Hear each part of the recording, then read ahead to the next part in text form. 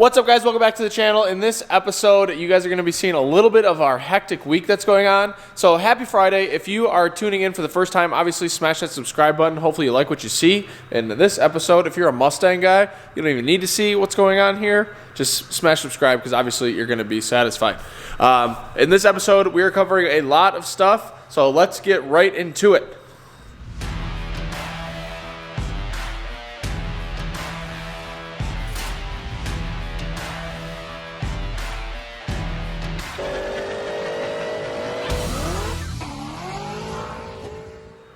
Today you guys are going to see a couple different things. One, we are starting on getting the 4-valve back together, so I'm going to get you guys clip some information on that in here.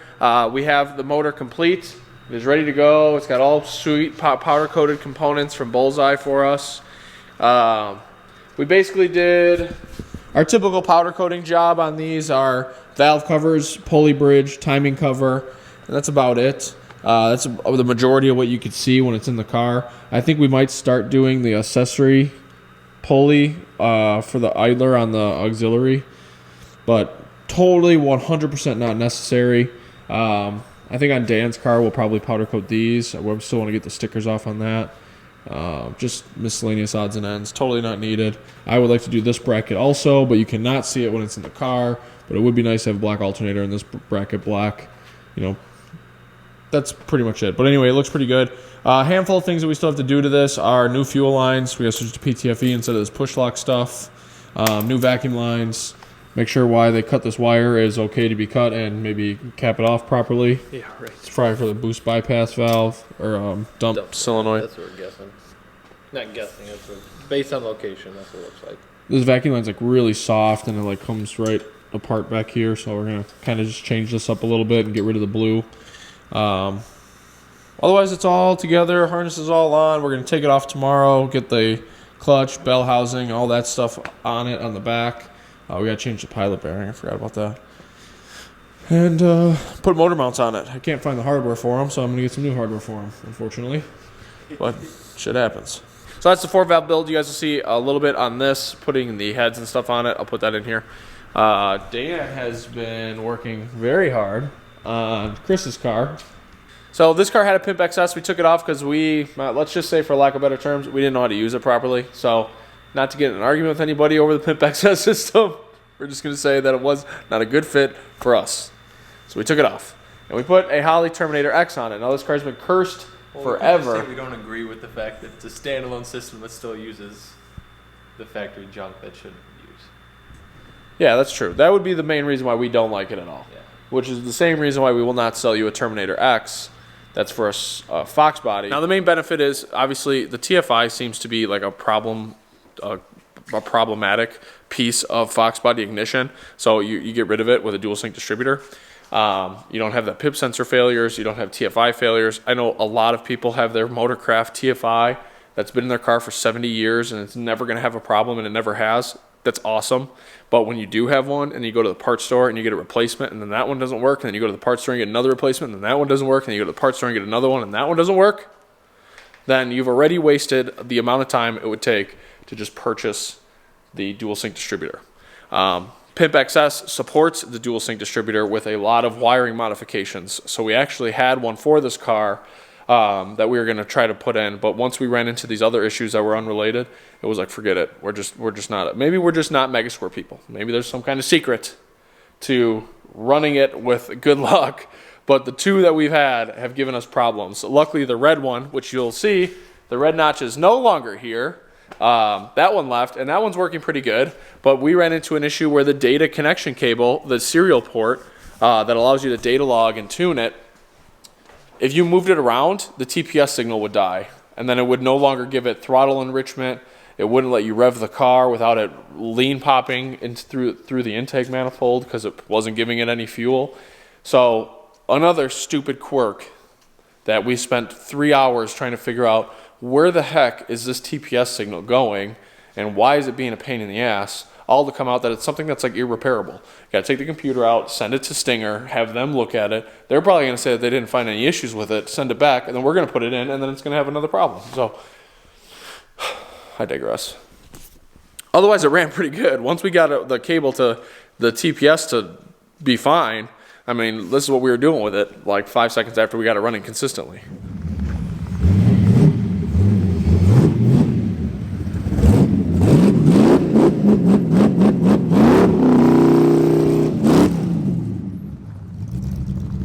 She works.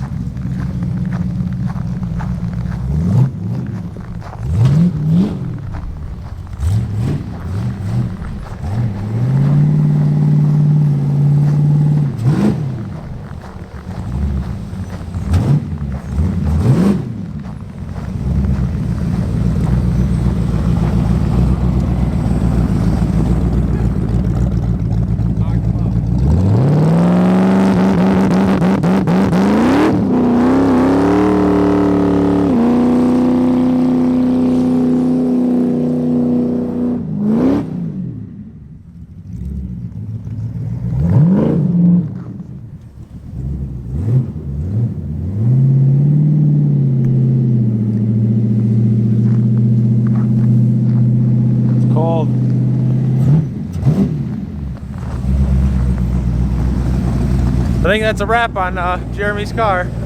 D-Day, baby. So we got to have a little fun with that. And it does start well, and it does everything else well. So anyway, fast forward to what we're doing now. This thing is running and driving. We started tuning with it a little bit. We're probably going to let Larry do it, but we're messing with it anyway, and so he can yell at us. And it's going pretty well. It starts good. It revs really good. It revs better than it did on the Pimp. So we've already maxed out pretty much the inputs and the outputs on this. We have one output left, which is going to be utilized for when it gets CO2 boost control. So the next project is putting a real block in this thing, and then turn it up until the turbo maxes out, and then put a different turbo on it and blow it up again.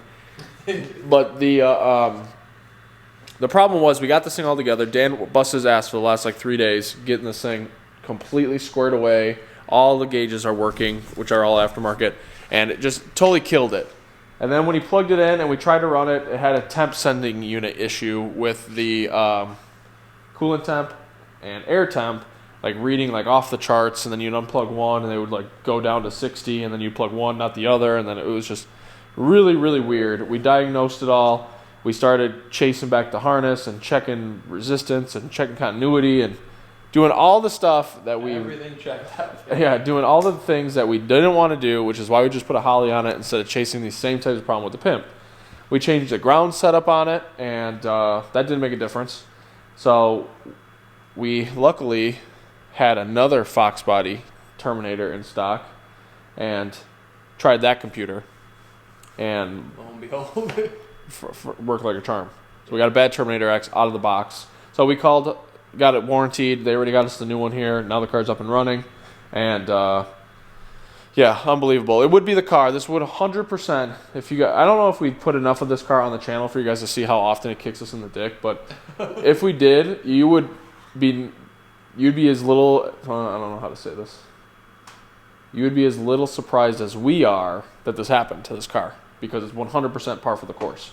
So now it's good. Now we just got to get some dry weather so we can drive it a little bit, get the tuning done. I mean, it's like 15 degrees out today, so it's not going to be anything extravagant, but it will be good enough to run it and drive it. I don't like how this car drives. I think the spring rate's somewhere or something. It's got a shock leaking on that side, and just got, I don't know. Strange coilovers don't mix well with Maximum Motorsports caster camber plates. Yeah. On any application, for some reason, they just don't. And that's what this has. Well. So we'd like to get it running a little bit softer, or driving a little bit softer, but anyway, it's done. That is that's all we're going to show you on that. You guys will see us put testing, like we're doing a clutch input, boost by gear, stuff like that. We're going to play with the Terminator X's capabilities there. Red Car got some modifications today, and huge modifications coming for this thing this weekend. So make sure you subscribe just to see this alone. We kind of told you what we're going to be doing with it in the last video on the Tramp a couple days ago. So if you haven't seen that, you can click the link above my head and go check that out. But Dan got the catch can that we made all mounted. The old catch can was just a cylindrical one. It held maybe, I don't know, a couple fluid ounces, 4 ounces. Yeah, like not much. This has a GZ Motorsports vacuum pump. So we're constantly putting a vacuum on the crankcase. So it pumps oil into the catch can rather quickly. And when we're doing 7,000 or RPM pulls, we probably make like 2 passes and it's already kind of at its capacity. And since it had low capacity, it would, if we forgot to drain it, it would blow all over the engine bay. So we wanted to increase the capacity to limit that. We're also going to just double check and make sure that the pan vac is not through the roof. But last time we set it about 9, so it's not a lot. So we got to get that straightened out. But now much larger. We put some major baffling in there. And then it's got a couple breathers on top. You guys will see in the next video. We'll show it to you again. But that's that. All the intercooler tubing came in. So we're going to switch from the steel stuff to all aluminum. So that's going to be here. I'm not going to show you too much more on this car. There's a lot that we're going to do over the weekend, and you guys will see that in its own video when we're working on this car and Mikey's Camaro that is going to be coming tomorrow. So to wrap up this video, you guys are going to see the dyno results on the blue VMP car. So the built Coyote car with the VMP Gen3r finally hit the dyno, and the results were impressive. We ran it on Winter Blend E85. And I keep saying Winter Blend, it's just because we bought it in February. It actually tested like 75, so it's really not that bad. But anyway, we ran it on 25 pounds of boost, E85, built Coyote. It's like 10 to 1, 10.3 to 1 or something like that. So we wish it had more compression because we probably would have hit our 4-digit goal number with this pulley, but we'll have to wait till spring, pulley it up a little bit more, and see if we get after it with some better fuel.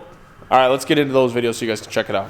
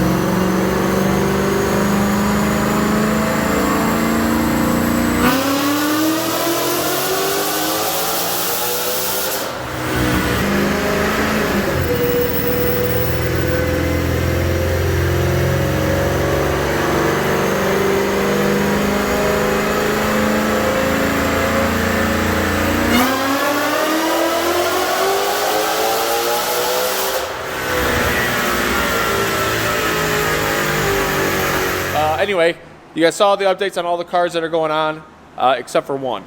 So this is going to be the primary objective for the week, is Snek. Snek has multiple names around the shop. One is Snek, because that's the car's name by the owners, Katie and Kevin.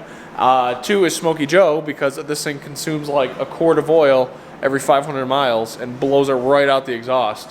So we're finally getting around to putting this thing back together. As you can see, it's back in the shop. We have all the parts, or most of the parts necessary to finish it. But there's some nuances that go along with this car and this engine build, because it was a built motor from somebody at one point. And that's what we're going to kind of go over today. So I want to show you guys assembling the 4.6 long block. I have a couple of the things done already, but a majority of it needs to be done today. Installing the camshafts. We'll probably go over timing, although it's got stock cams, so we're just following stock timing procedures. And going over something interesting about the heads on this that have caused a major delay for putting this motor back together. Then once we have the engine done, we have all the pretty powder coated pieces that we got. That's going to make this engine really stand out. It's going to look really badass, so I'm happy that they allowed us to do a lot of trick powder coating stuff to it. But then the next thing that we're going to have to do is address some fuel issues. They said that it smells in the garage. All right, so it's got an older 4 system on it. So you guys can see that it has the 4, 3 into 1, and all of those are seeping at the fittings. So they said it's got a smell in the garage. You can see it's kind of got some kind of drip there. So we're actually going to replace all this line and kind of get rid of this style line push lock stuff. So we're going to have to figure out what to do with a triple block like this one is right here.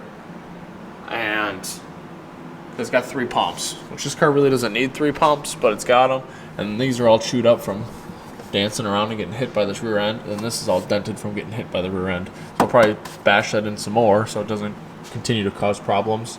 And then we'll have to run all these lines differently. So it has a huge return line, but like this isn't even stainless steel braided. This is just pure rubber, which the car was on E85 and it really shouldn't be on E85. Well, I'm able to spin whatever this is on. And then we have to take these 3 off, and then we'll probably end up taking the stock fuel system stuff off too, because might as well, we're in there. Go from there. Yeah, I think that's it.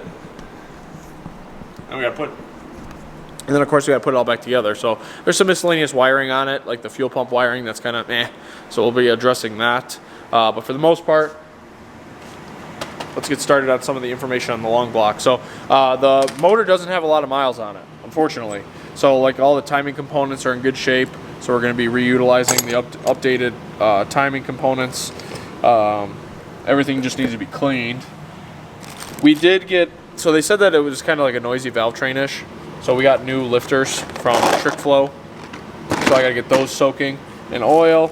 I got to clean all the rockers, and I've already visually inspected them. They don't seem to have any kind of major issues. So I was looking on the inside for wear. Oh, hold on. Maybe now we're not flashing. So then I've already inspected all the rockers. I was looking on the inside of the lifter location for any kind of excessive wear, making sure that the rollers that follow the camshafts don't have any kind of grooves in them. Anything that you can feel with your fingernail really is kind of like the general rule of thumb. And that the place where it rides on the valve is all good. So those all look good. We're not going to replace those. Obviously we have a lot of other hardware in here that we'll be going through with the timing set. And yeah, we have the motor. The heads are just sitting on here, so I still have to take these off. We got Kinetic head gaskets in for it. So I got to spray those with some copper coat, install those. The ARP head studs are already installed, so I can put those on, torque the heads down. I need one more freeze plug in the front here that's missing, and then I'll worry about getting all the rest of the stuff on. As you can see, I already installed the oil pump, the pan pickup. That stuff's all good. I'll put the pan on once the timing cover's on, and then hopefully we can have kind of an assembled long block on this thing today. All right, that's it. I'm gonna get the bag off. I'm gonna show you guys something else interesting about this thing. Well, let's do that again, because I just recorded this whole section without recording it. All right, so let me show you guys something interesting about these heads. First of all, they are like a CNC ported head.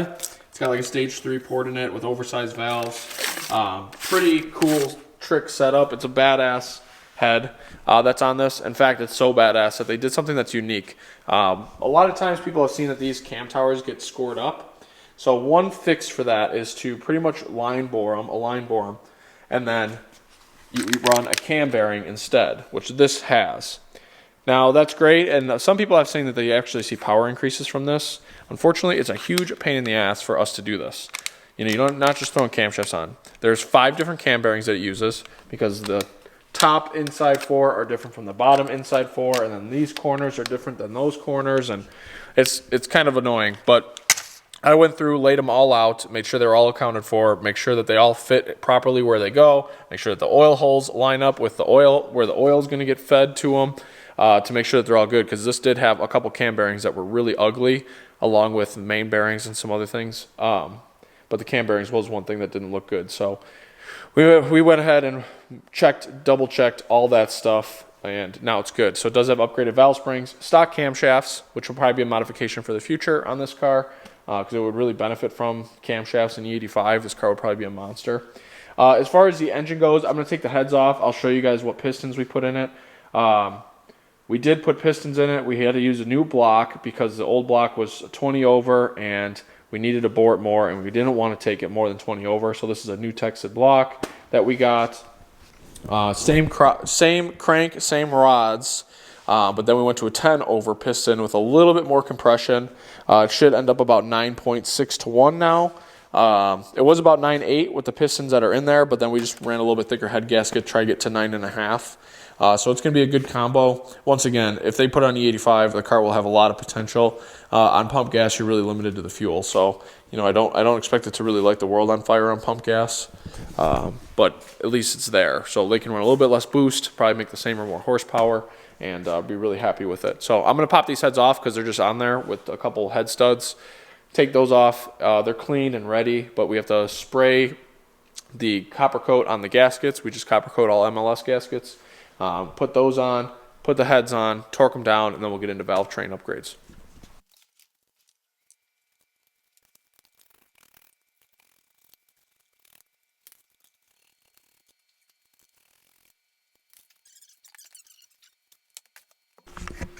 Okay, so just to show you guys what we did on this motor.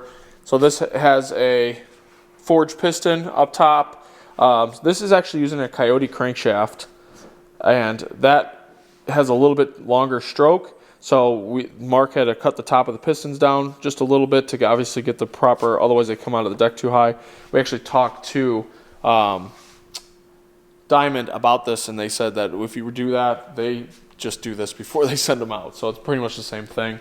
But otherwise, it's all good. The cylinders are all redone. It turns over really, really nice. You can see the finished bore quality on the cylinders is awesome.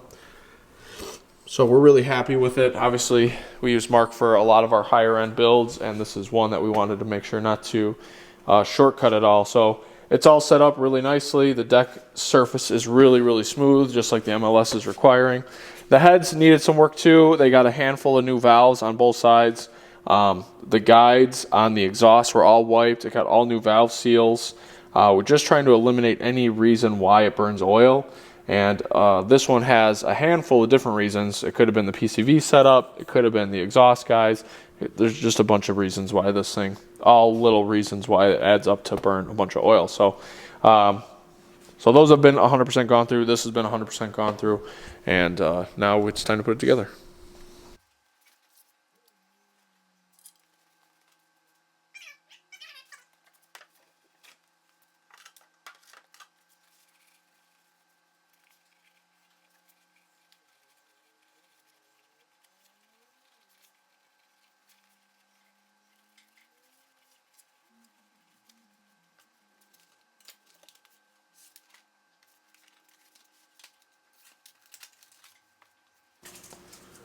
So we selected Kinetic head gaskets, pretty much our go-to, especially if you need any kind of special thickness. This is a 51 thousandths thick gasket. A little bit on the thicker side for what was needed based on where the piston is in relation to the hull, but I did want to drop the compression just a hair, so that's why we did that. Yeah, I'm going to just spray them with copper coat on both sides and go ahead and install them.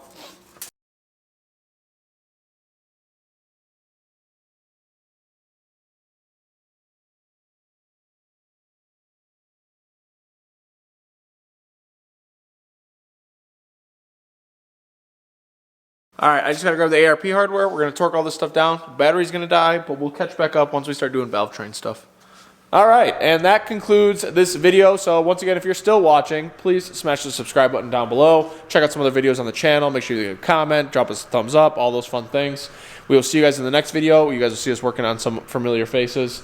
And yeah, hope you guys enjoyed what you saw. Thank y'all for everything.